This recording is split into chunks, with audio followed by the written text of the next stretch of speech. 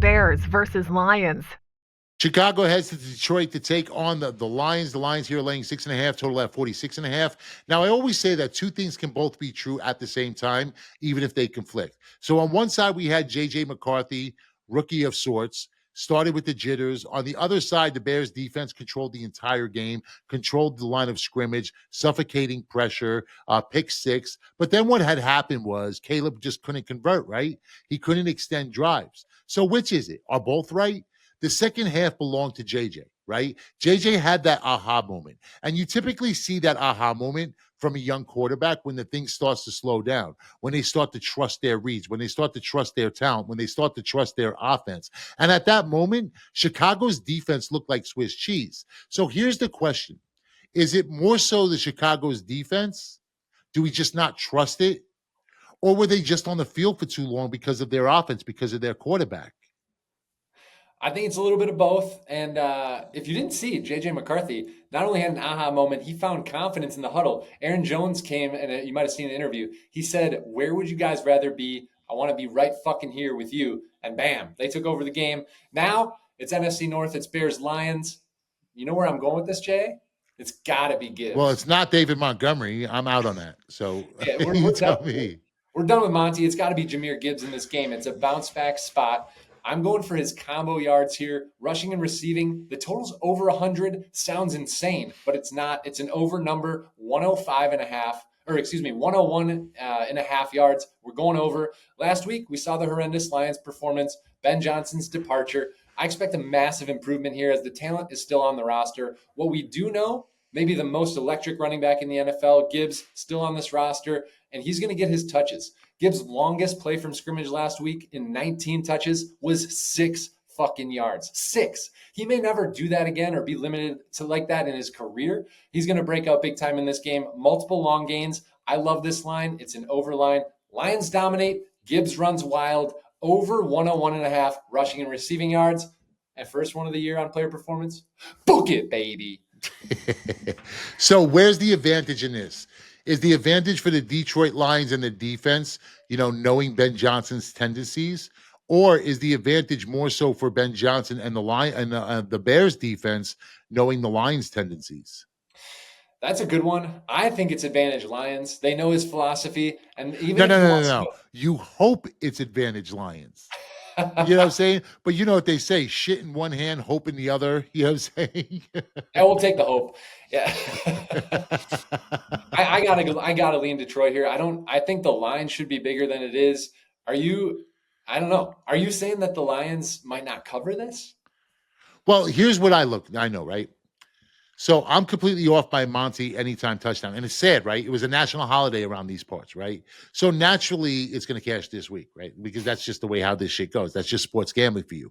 See, my issue is I didn't recognize, this version of Detroit. Who are they? What's their identity? I saw nothing from this offensive coordinator, and I mean, do I think they win? Yes. Do I think they cover? I mean, honestly, I don't know. Because I do know this, right? Caleb Williams is awful. His dink and dunks are a direct correlation of being afraid to put the ball in the air, put the ball in harm's way. He had plenty of opportunities down the field to stretch the field, right? And they were open. They were there. You saw it early in the first half with Adunze. But you know what? He opted over and over and over for his checkdowns. That's playing with fear. You can't play with fear and be successful in the NFL. And I don't care how good your offensive coordinator is. Like we discussed with Rick on Sunday's show, can you teach that? Can you teach that confidence? Can you teach getting the ball out and putting it in the right place? And I don't think you can, right? Either a guy has it or he doesn't. J.J. McCarthy, you could tell he had it, right? Caleb Williams over and over, and I saw it at USC, and now I'm seeing it here in Chicago. Everything has to go right for him to feel comfortable.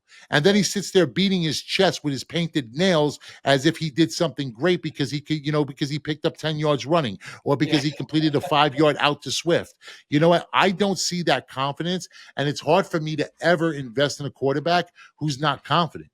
You know what I'm saying? Like, you can sit here and say, oh, well, that's confidence. Look at him beating his chest. He's getting excited. No, listen, you know what? That's a young kid just being overzealous, right? That's not confidence. Where his confidence shows up is he throwing the ball down the field? Is he putting the ball up and trusting his receivers? And Caleb Williams isn't. Right? Like, he absolutely isn't. So I don't really trust Caleb Williams in this spot. I don't know how much I trust Detroit's offense right now, because I haven't seen anything about Green Bay. And you can say what you want of the Packers defense, the game plan. How could they have a game plan? I don't know what their offense was. Like, I don't know what the Detroit offense was. I don't think anybody does. You can't beat anybody in the NFL not taking shots down the field. These 3 and 5 yard little pass plays, they don't work if you're not taking shots down the field. Your run game, so Gibbs breaking out into the open, it doesn't work if you're not taking shots down the field. So it's hope that they're going to take shots down the field because they have the horses to do it. They have probably the best 1-2 punch at receiver in the league as far as deep shots, maybe outside of the Dallas Cowboys now with the addition of Pickens.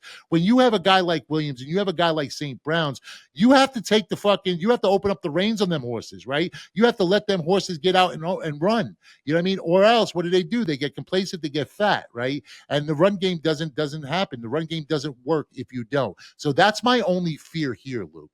That's fair. And I think we don't know what Detroit's offense is. I'm banking on them truly being a buy low after such a shitty performance.